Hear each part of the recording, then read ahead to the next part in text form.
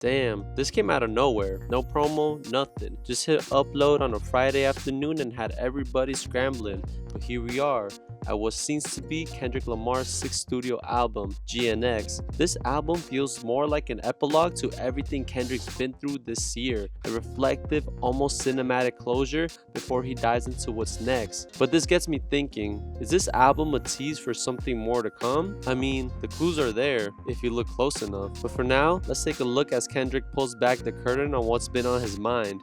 Whacked Out Murals references deface or ruined art, a clear reference to the mural that was vandalized on September by an alleged Drake fan. I don't know what's worse, this act of vandalism or the quality of this video. This whole song symbolizes how creativity and legacy can be tarnished. Kendrick could be reflecting on the fragility of his impact or commenting on societal issues that erode progress and culture. Murals often showcase key figures or moments that define culture and community. If they're whacked out, it seems like someone's vandalized that pride or identity, a powerful metaphor for how legacies or even entire communities been chipped away over time. There's an important reference on here that Kendrick makes, and that's with the whole Super Bowl discussion.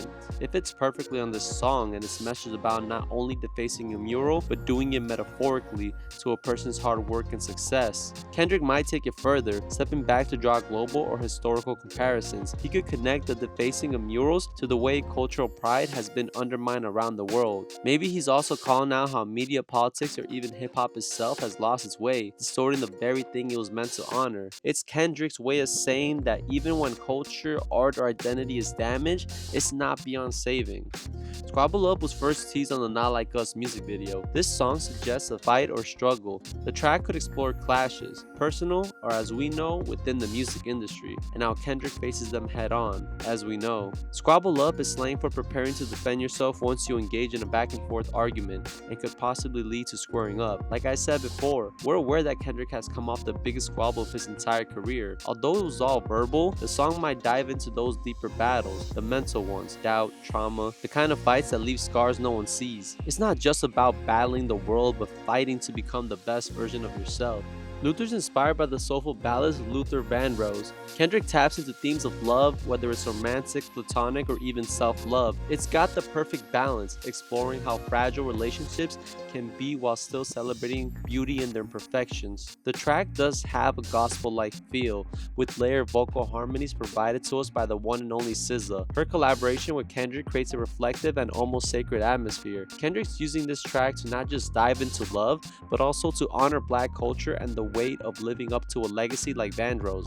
He's reflecting on his own journey, how fame, loss, and the search for real connection can feel like a constant tug of war, and it's all wrapped in this lush R&B inspired production that blends rap and melody effortlessly. Man at the Garden carries that metaphor that links a person, possibly Kendrick, to something larger, like a significant moment in time. It could symbolize Kendrick's moment at the center of the cultural spotlight. He might be reflecting on what it means to be the man in such a significant space. The Garden often refers to iconic places. I'm thinking something along the lines of Madison Square Garden or even the Garden of Eden, which gives the song a sense of grandeur or importance. It might also represent the stage where Kendrick feels the weight of being in the public eye, while also touching on the idea of being watched, admired, and critiqued by millions, symbolizing the pressure to constantly perform and live up to expectations. The chorus and repetition of "I deserve it all" is likely a declaration of self-affirmation and recognition of his hard work, sacrifices, and achievements. It's an affirmation that no one's success is accidental or unearned.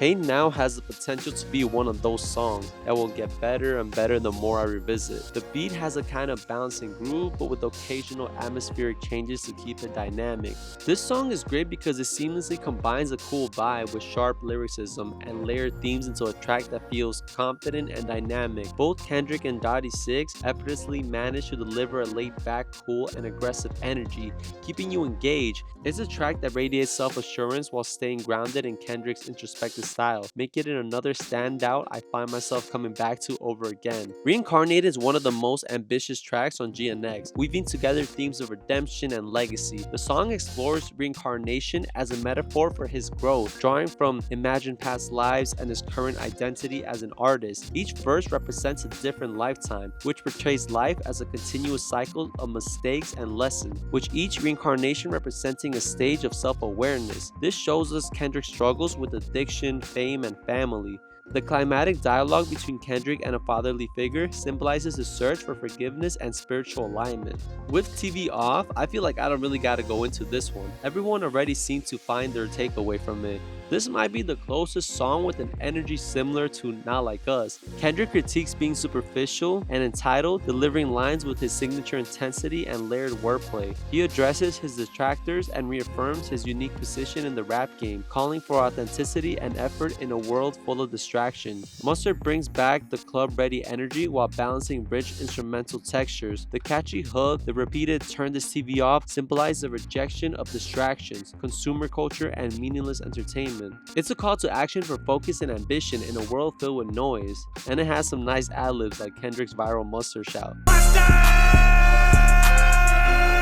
Dodger Blue is a bold love letter to LA culture. Every verse and hook paints a picture of West Coast life, to shouting out neighborhoods to showing the raw mix of struggle and shine that comes with living in the city. The line, "Streets don't love you, better respect the code," hits hard, reminding you how tough it can be to chase your dreams in a place that's unforgiving as it is inspiring. Kendrick taps into LA's pride, shouting out neighborhoods, schools, and the culture that makes the city tick. He weaves in names like Tarantino and Spike Lee, blending in his cinematic view of LA with the gritty truths of life there. The song hits hard with layers of storytelling, and every artist on the track brings their own fire. It's a celebration of LA, but with a sharp edge, reminding you the city's beauty comes with a warning. Peekaboo is a track that's playful yet gritty. The chorus hits with relentless repetition, almost like a mantra, driving home the dismissal of empty talk and phony personas. It's a clear line drawn between the real and the fake, authenticity versus the facade.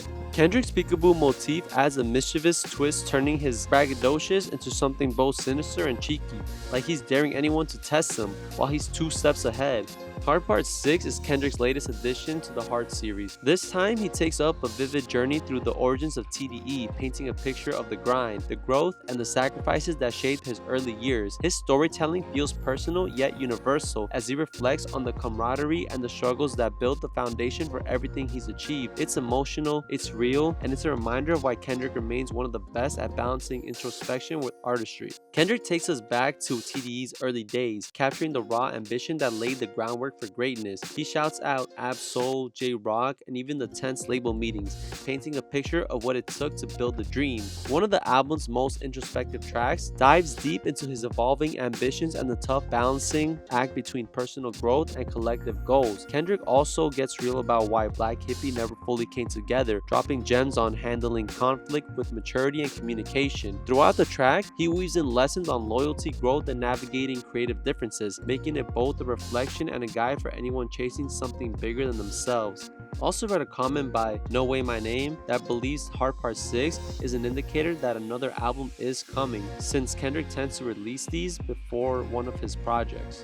The 11th and title track, GNX, is a masterclass on storytelling, with each featured artist bringing their own flavor to the theme of reclaiming strength, overcoming struggles, and giving the West Coast its flowers.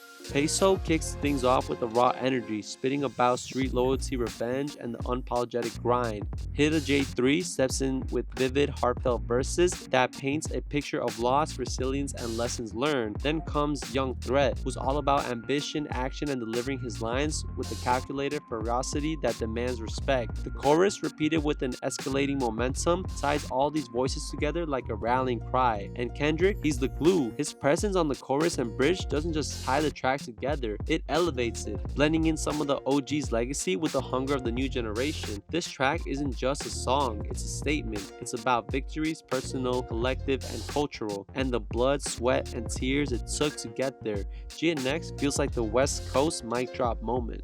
SZA and Kendrick Lamar team up once again on the final track, Gloria, delivering an emotional charged collaboration that dives deep into themes of love, conflict, and growth. Kendrick uses the metaphor of a complicated relationship to tackle loyalty and personal evolution. His verses are layered, making you wonder if he's really talking about her or if she's just a stand-in for something bigger, his art, his struggles, or even life itself. Then there's SZA coming in with a haunting chorus that ties it all together, voicing fears of permanence and the inevitability of connection, no matter how hard things get. It's a classic push and pull dynamic, love and frustration, locked in a dance creating something messy but beautiful. The song feels like a vivid snapshot of Kendrick's journey, full of contradictions, passions, and a raw honesty that hits hard. It's the kind of track that leaves you thinking long after it's over. This track nails the duality of love. It's both a lifeline and a storm, something that can break you down but also lift you up. By the end, Kendrick doesn't tie it all up with a neat little bow. Instead, he leans into the chaos, accepting that his bond, no matter how wild or painful, is a core part of who he is. The song leaves you sitting with this uneasy but beautiful truth. Love, creativity, and life aren't meant to be perfect. They're messy, raw, and endlessly transformative, like a dance that's as awkward as it is breathtaking.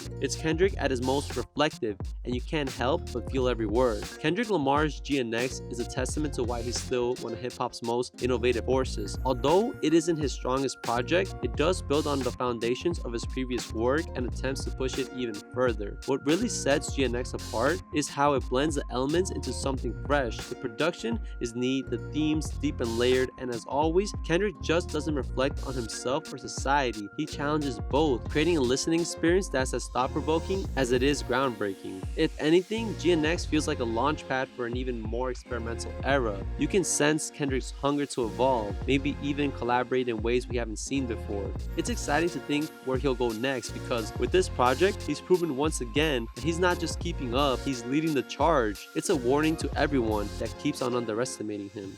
I just want to thank you if you made it to the end of the video. I know it took a while for this to come out, but I wanted to take some time and really sit with this album for a while. I know it's still brand new and it'll probably grow on me over a few weeks and a few months, but I do think that there's something more coming, and well, if it is, then I'll be here to cover it. But until then, I hope you liked the video and I'll see you soon.